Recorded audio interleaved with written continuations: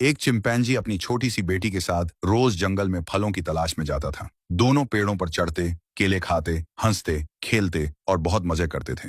एक दिन जंगल में एक बहुत ताकतवर और डरावना बब्बर शेर आया। उसकी नजर उस मासूम और प्यारी चिंपैंजी की बेटी पर पड़ी। बब्बर शेर उसे देखते ही दिल से उससे प्यार करने लगा। कई दिनों तक वह छिप छिप कर उसे देखता रहा। उसकी शरारतें और मुस्कान देखकर वह दीवाना हो गया।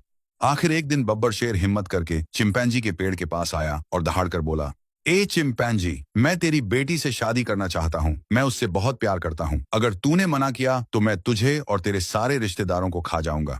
यह सुनकर चिंपैंजी बहुत डर गया। न तो वह बब्बर शेर से लड़ सकता था और न ही अपनी लाडली बेटी को उस दरिंदे के हवाले करना चाहता था। उसने बहुत सोचा और फिर एक चालाकी भरी तरकीब निकाली।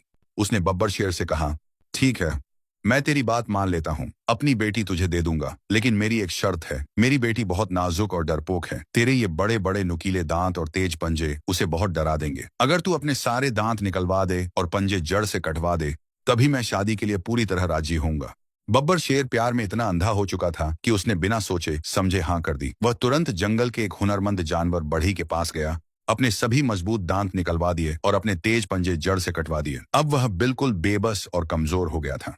अगले दिन बब्बर शेर लंगड़ाता हुआ धीरे धीरे चिंपैंजी के पास पहुंचा और बोला, देख, मैंने तेरी सारी शर्तें पूरी कर दी हैं। अब मेरे पास न दांत हैं न पंजे। अब अपनी बेटी मुझे सौंप दे।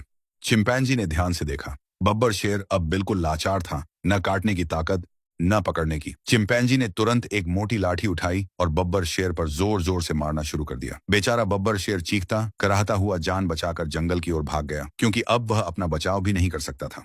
जब तक बब्बर शेर के पास अपने तेज दांत और मजबूत पंजे थे, चिंपैंजी उससे डरता था और मजबूर था। लेकिन जैसे ही बब्बर शेर ने प्यार में पागल होकर अपनी सारी ताकत खुद छोड़ दी, चिंपैंजी ने उसे इज्जत देने के बजाय लाठियों से पीटकर भगा दिया।